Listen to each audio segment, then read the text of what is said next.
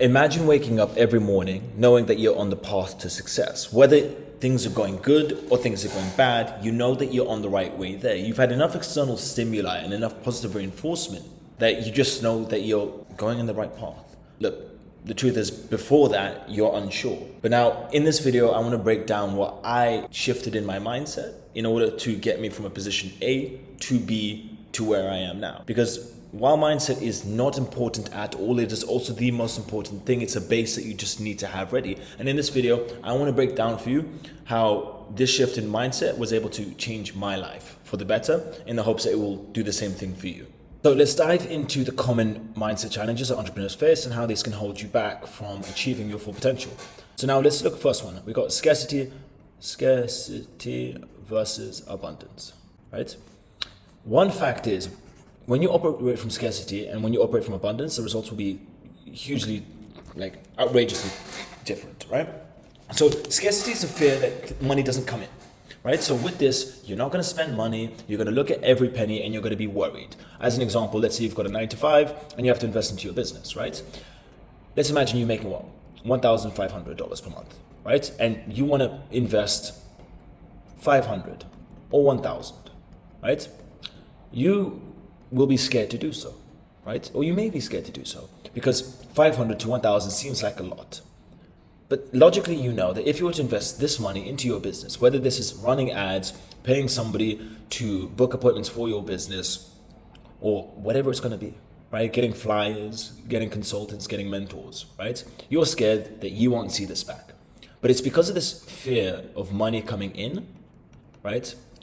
You don't let money go out. But money has to go out in order to come in, and it has to come in order to go out. And you have to recognize that the more comfortable you are with letting go of 500 or 1,000, the more comfortable you will with accepting it. Because you have to see that the whole world sees it through your eyes according to you. Now, what do I mean by that? I may not have phrased it the best way. It means that when it comes to how you believe the whole world sees the world, you see it as the way you see it. So if you believe that 500 is a lot to leave the account, 1,000, 2,000, you're scared to spend money, you're scared to invest and to treat yourself, right? And let's go over treating as well, because that's one problem that entrepreneurs have, right? You're going to believe other people aren't ready to do so. If you're not willing to spend 500 to get some consultants, 5,000 to get some consultants, right? You'll believe that people aren't ready to pay you 5,000. Now, when I had come to realize this, granted, I didn't realize that I needed to test it. I had a theory that because I was scared to spend money, I was limiting how much I was making. So then I did it a bit of an extreme way, right? I would go to the store, find something that had no value, right? Like I wanted it, but it made me nothing back, and I would purchase it. And of course I started slow. I started like 1,000, right? And then I saw that 1,000 came quickly. Then I was like, cool, let's up it. Now this is my daily limits. Like this is how much I was spending at one time or in one day, right? Then we kick it up to 3,000. Cool. Then I made 3,000 relatively quickly within a few days after doing so, right? Then I said, fuck it, let's go a bit further. Then we went to 10,000, right? That was a painful day, but honestly, at this point I had done loads of micro tests and I was kind of enjoying spending money because it kept coming back. And then 10,000, made back 10,000 in a week. And then over here, 16,000. Right? I had splashed out 16,000 on stupidity. And now this one didn't take a week. It took a month and a bit. And then I had my first 16,000 day. Right? And all of this was just through spending money. Now, I don't recommend that you spend money stupidly like I did. Right? I just needed to, because we go into the next topic of treating.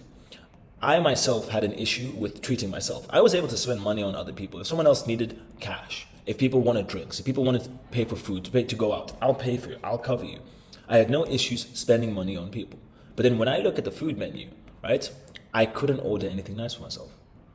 Right? So I'm spending hundreds on this person, hundreds on that person, and giving this person 1,000 for whatever they need. But then I'm not willing to spend $50 on one item on the menu. Right? So I personally needed to deal with this, and this is how I did it. Right? And then all of a sudden, as I started doing so, my life, my balance just got better. More money kept coming in because as a man, we learn through action, right? Not through words. Words mean little things. Like the whole world can compliment you, but if you know that it's not deserved, you'll feel it and it won't have a positive effect on you.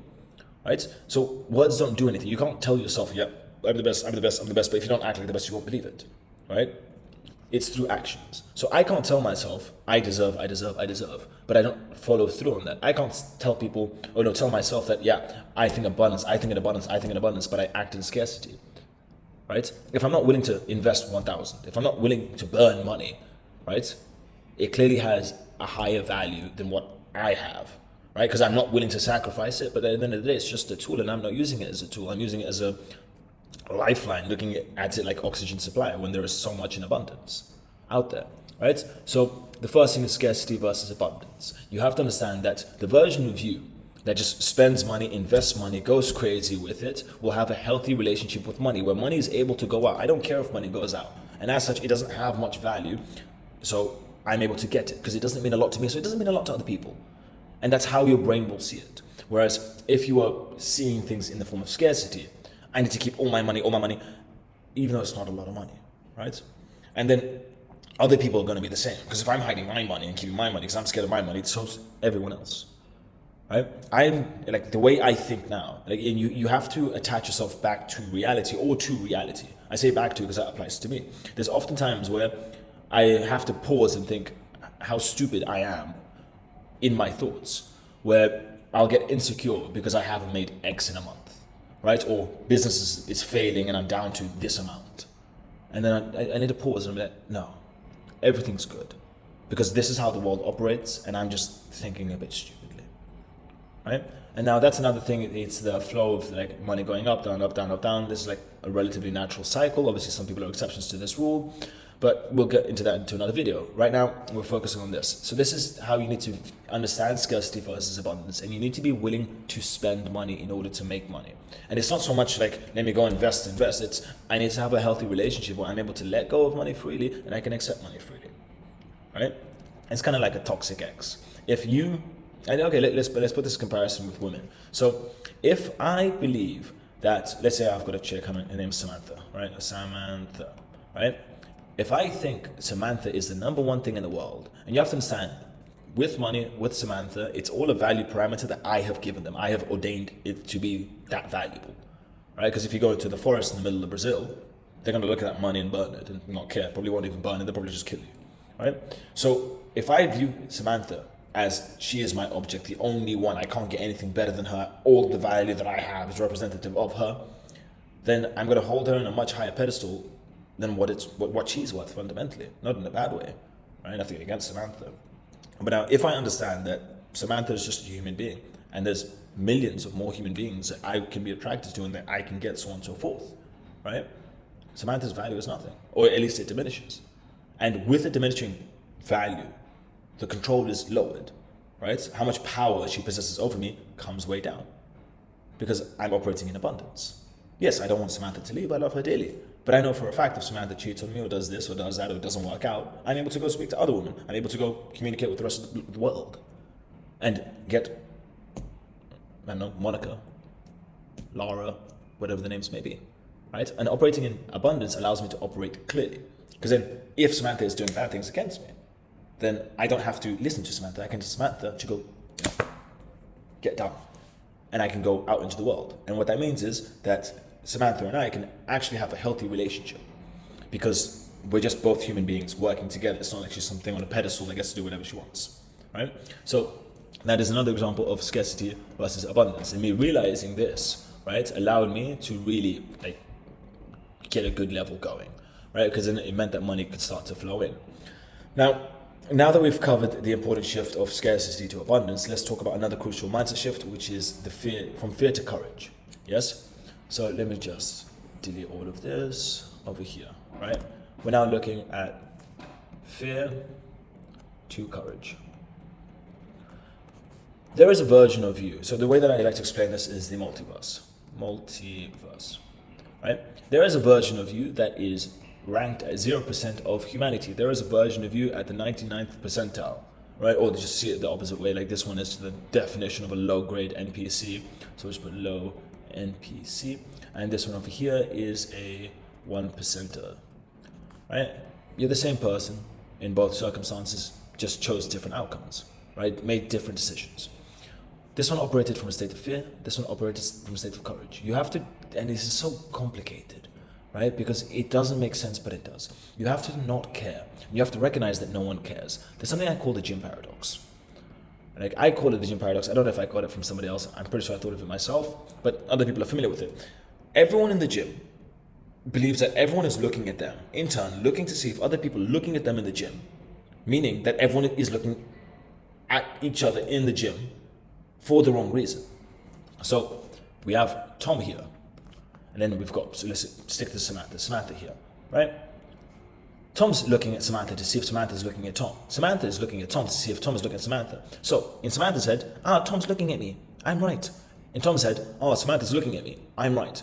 But both of them are looking at each other to see if the other is looking at them, which ends up being a paradox, because through their actions, their insecurities or whatever whims of arrogance may be, it's being validated, but it shouldn't be validated, but it is, right? And the fact that, and what we learn from this, is that no one cares. Many people go around in the world thinking that they the main character syndrome, and you may suffer this as well, where you believe that people care. But then pause for a second and think, how much time do you spend in one day genuinely thinking about someone else's life as though they're the main character, where you're the side person, right? And they are the number one, and you just spend your whole day thinking about them. Now, if this is not true, if you can sit down and think, this isn't true, this isn't realistic, right? You then have to think, or come to realize, that other people don't view it this way. Now, let's take an example, right? And let's say I want to wear this hat out, right? But I'm worried what people are going to think about me wearing this hat, yeah? And I'm going to think, does it match my jacket? Does this, does that? It's got a logo, whatever it may be. Yes? And you're walking down the street, or you want to walk down the street and you're thinking, this person's saying that, this person's saying that, this person's saying that. I need you to pause, because you have to understand, this version of you that thinks all these thoughts, right? They may be filled with anxiety. But then I want you to pause and think, how many times have you walked down the street and looked at everybody and really analyzed them and really thought about them and spent your whole bloody day just focused on that one person who did that one action, that one person who fell? Yes? Many people, like, as an example, I was out to dinner and it's a nice date with me. One of the guys on the table he was drinking quite a lot, right? And by the end of the night, and granted we're at the top end restaurant, right? Everything's super fancy, super luxurious, everyone dressed like super, super high class. The girl that was with me, the guy vomited, right? I found it funny. I was like, what an idiot, can't handle this drink. Yes, I just found it funny. And then he had vomited a little bit on her, right? And she started crying a lot, right? She went to the toilet, came back, she was pissed at me for some reason, right? And she's like, you let your friend drink so much, I was just confused, like, this has nothing to do with me, I don't know why the fuck you're so upset. But she said, I'm upset because other girls saw me clean that disgusting vomit off of me, and it was so embarrassing. Yes, and she had created in her head such a big, exaggerated thing that now if she were to go back out into the restaurant, because she left straight away, she wanted to leave straight away, we left. And she had thought that if she had gone back out, right, everyone would be looking at her and staring and pointing and saying this and saying that. But the truth is, no one cares that much, right? And that's one big thing to realize, is they don't give a fuck because no one else does, right? And then you can start acting from a point of courage, because you also have to recognize, if you do exactly what you want to do, what's the worst thing that's going to happen? If you wear that top, if you follow that business, if you do this, if you do that, what's going to happen? Right? And now, when it comes to business, this is one thing I often tell people who are getting started. Yes? They've got a fear that it's not going to work out, or they're going to fail, or so on and so forth. The reality is, now I'll speak about the exceptions, but the reality is that worst case, nothing changes. Like, that is quite literally your worst case, right? You're over here, you're trying to get over there, you try your hardest to jump, you fall, you end up here. Now, there's an argument that, cool, it's different for me, Ismael, because if I do this, I'm going to lose friends, I'm going to lose family who don't support and don't want me to do this, so on and so forth. Bruh, if you have friends or you have family that don't want you to work really hard to get to the position, to be in an amazing place in life, tell them to go fuck themselves. Royally. Because maybe they don't mean it with bad intentions, right? But fuck them. Because like, would you do that? Would you look at someone and say, I know better than what you know. I don't want you to try to succeed. I'm looking at you and success isn't for you, so don't do it. Get a normal job. Fuck them. You shouldn't have those people around you. And I'm not saying cut off all ties from family, because in some cases that's extreme, but in some cases it's necessary. So you have to look at your circumstances and look at your position and recognize that, cool, my mother, father, auntie, whatever may disagree with what I'm doing or be fully opposed or give me threats. But fuck them. I have to look at my future generation, my future partner, my future kids. And I have to have the courage to tell them to go fuck themselves. Because what? You're going to end up in what? Low NPC or mid NPC just because someone else recommended, when you could be living the lavish life with Lamborghinis, abundance, private education for your kids, top healthcare, traveling the world. And all you had to do was try. And the opinions of other people, or I'd even say lesser people, got you to say no. And you have to recognize that one of the big reasons that people don't want you to do this is because they didn't do it themselves, or they don't do it themselves, and they think, if I didn't do it, or don't do it, or didn't have the courage to do it, why should they have the courage to do it? Why should they do it? They shouldn't do it because they're not better than me, so on and so forth. When you have that case, like, fuck them, just like cancel them out. Like, big picture, yeah, sure, it's emotional, you're gonna feel lonely, but I'd much rather feel lonely alone than lonely surrounded by a group of people. Now, with that all being said, we then move over to the next aspect, which is procrastination and consistency. Plus consistency over here. With this, I've just got one tip, and it's all about micro behaviors. Behaviors plus expectations. Now, if you've never worked on a business before, if you've never done a project by yourself, if you've never led something by yourself, if you're going into a domain where you don't know anything about it, if you are looking at all these people that just work 24 hours, do not be like them, because you are not like them. You have to be smart. If I was to tell you, I need you to run a marathon and be at the professional level by tomorrow, because the race is tomorrow, would you call me crazy? Of course you would.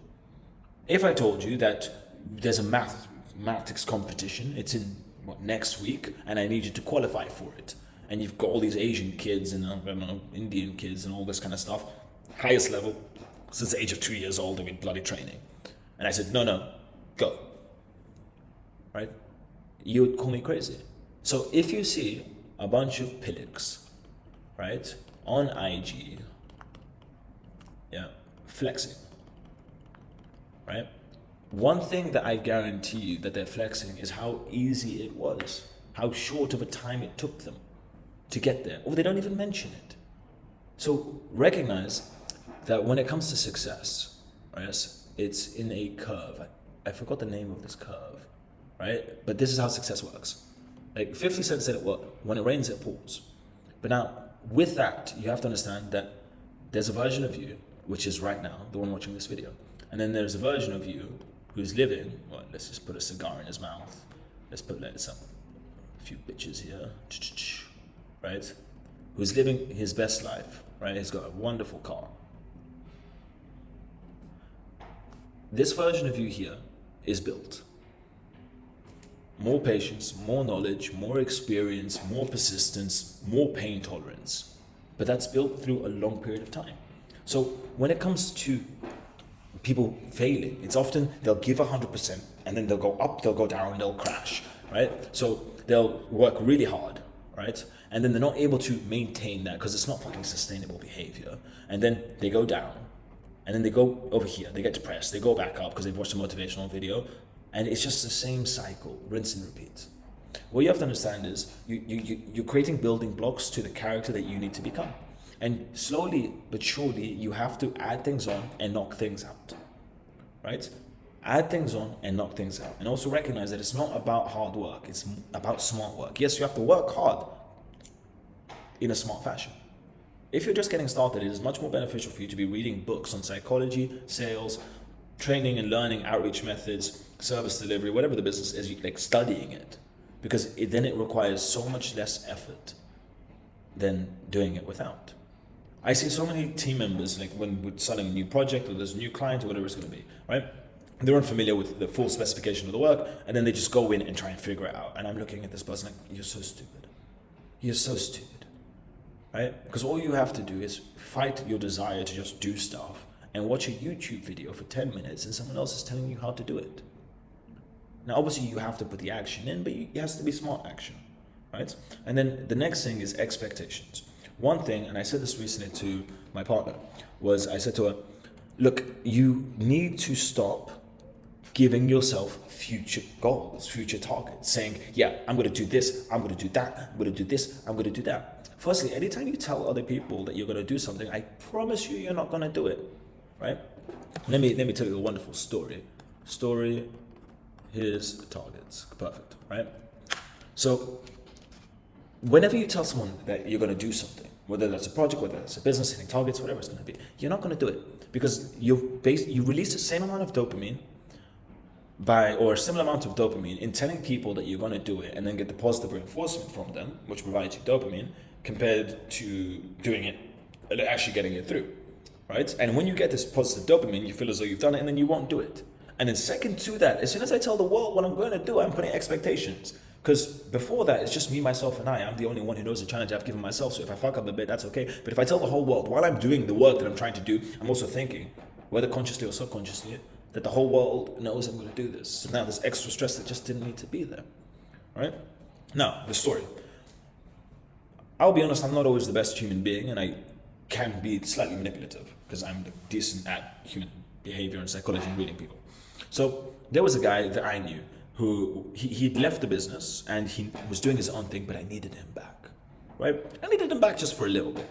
Right, so I had a nice call with him. We were having a long talk, and then I made sure that he spent a little bit of time, like a good chunk of time, not too long but not too short, telling me about all his targets. So he was telling me his financial targets and how long it was going to take for him to get there. Now, why did I do that? I did that because I needed him not to get there. Now, I'm not saying I didn't put anything to stop or hinder him. I did none of that. I didn't interfere with any traffic or anything of the sort. I just got him to tell me what to do, or what he was going to do and when he was going to do it. Yes? What were his targets in 3 months? And what his targets in 2 weeks? So on and so forth. And he told me all of them and he didn't hit them.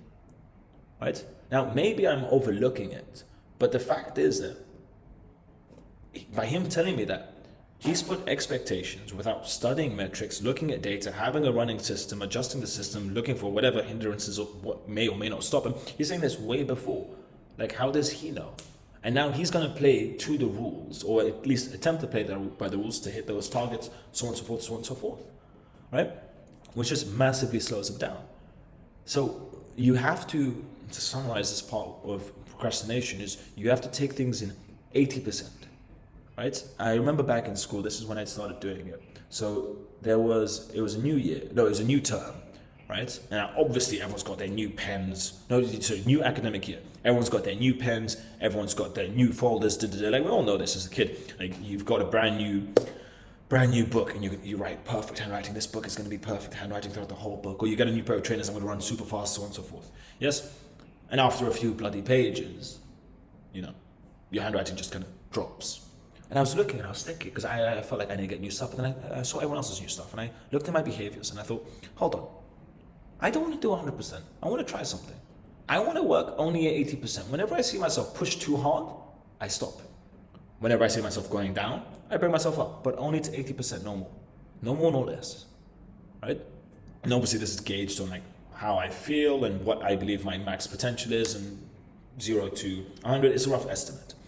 I was able to remain relatively consistent, right? With random spikes when was necessary. Let's say like there's a big project due, right? But I was able to remain consistent throughout all of my works. So to the same extent, don't try to do 100%. If you see that you're going to do 100%, stop yourself, right? One good way to do this is write down 10 tasks that you need to do, right? And only do 6 or only do 8, right? And do not do the other 4. Stop yourself from doing the other 4. You know that you can do it. You know that you have time. You've got the energy. Don't do it. Leave it until tomorrow. And then tomorrow, go back. Make your list of 10 things that you need to do. and only do 6, only do 8. And what you have to understand is those numbers will stack up because you don't have empty days, because empty days go by really quickly. Because time goes really quickly. People don't know how much time they actually waste. And it's much better to do good every day than great every once in a while. And then when it comes to expectations, what you need to understand is that you cannot tell anyone or even yourself some bullshit in the future, because this is what you're actually doing. You're saying, I can't be asked to do it now, but future me, I don't feel his pain. So I'm going to give him the work. I'm going to stack the work for him because it doesn't feel bad. And saying that I'm going to do it, I'm sure I'm going to do it. But then you get to live in the present moment of future you, and you're unable to do the work because you just gave yourself a whole lot of work and you didn't know your mood. You didn't know if someone was going to die that day, if you're going to have a good day, if you're going to have other stuff happening, if anything's going to break down. And now all of a sudden you haven't done something that you said you were going to do, whether to yourself or whether to other people, and you're going to feel worse of a person because of it, because you put some preordained expectation which wasn't necessary. And that there gets people to really procrastinate and just like self-hate within, whether consciously or subconsciously, and it kills consistency. Right? Now, in conclusion, let's remember that these mindset shifts are not just theories, they're proven strategies. And these are the aspects that once I was able to fix this, generally changed how I viewed everything, how I worked, and allowed me to really set the gears in motion and just run. And one advantage you have, if you've stuck around to the end of the video, if you've stuck around, that you have all of this and you can study and look at yourself and study it, right? So start your journey, right? Start the business and push forward and become the best version of you. There's a version of you out there that is the best version. And that is the version that you are trying to become, because it is that version who is able to handle all of the work, right? Thanks, like, subscribe, and I'll see you guys in another video, but make sure you're subscribed. Really appreciate it. Thanks.